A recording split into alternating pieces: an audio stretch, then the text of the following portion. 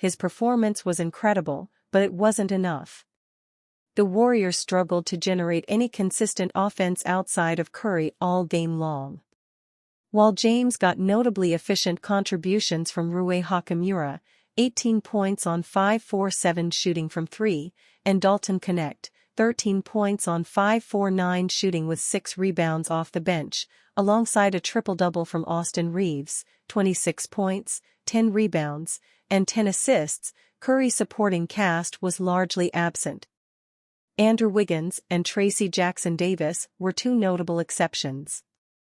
Wiggins was 8-for-19 from the field, scoring 21 points alongside 12 rebounds.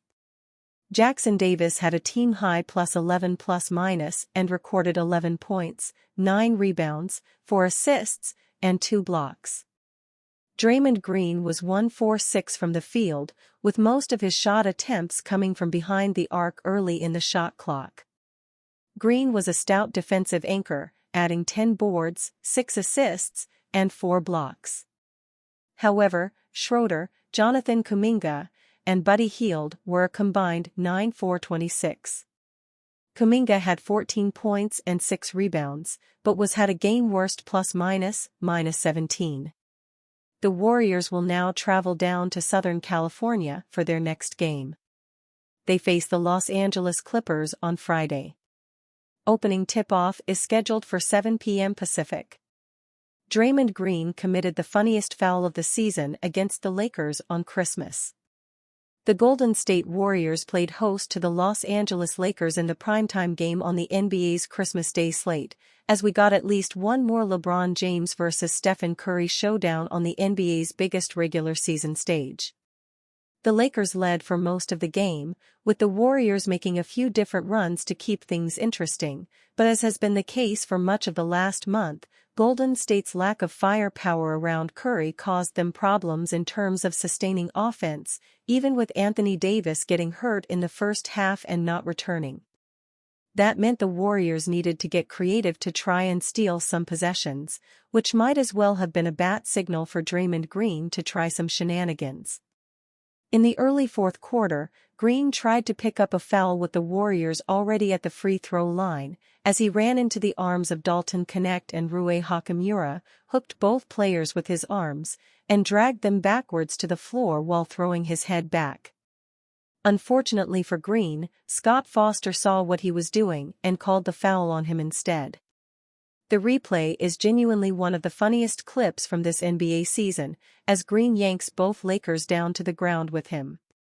Richard Jefferson was on the call and couldn't help but laugh hysterically at Draymond trying to break out a WWE move, after going into it wondering if Green had a legitimate gripe after arguing with Foster.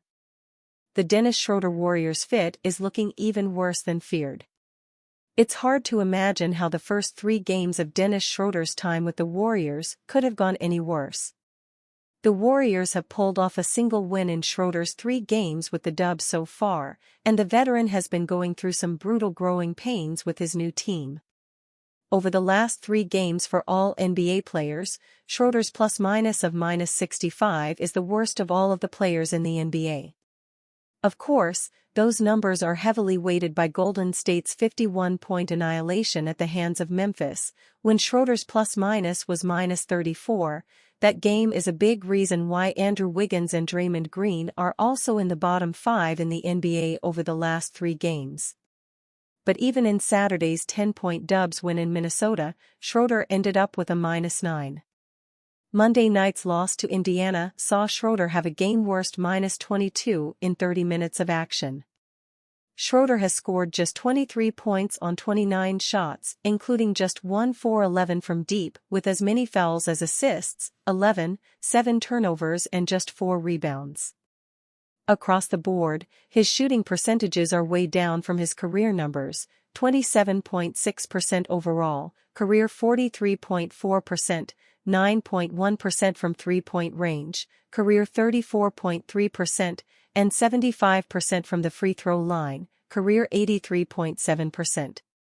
The Warriors seemed to know that Schroeder was a rather awkward fit for their current team, but they pulled the trigger on swapping injured guard Anthony Melton for him anyway and wanted to see how it would go. It's only 3 games, but the answer so far is horribly. So should the Warriors use the weird NBA rule tweak that allows them to trade Schroeder again before the trade deadline? NBA insiders Mark Stein and Jake Fisher first wrote about the aggregation rule loophole, which allows a team that trades for a player on December 15 or 16 to be traded in conjunction with another NBA player in spite of typical NBA rules preventing a traded player from being traded again for 60 days. At the time, the speculation opened up for a move at any point between now and the February 6 deadline.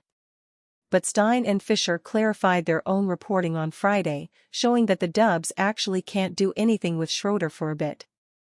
While it's undeniably true that the Warriors can aggregate Schroeder with other Golden State contracts in a new trade before the deadline, the Nets can do the same with Melton. Neither team can do so before February 5, Stein and Fisher wrote.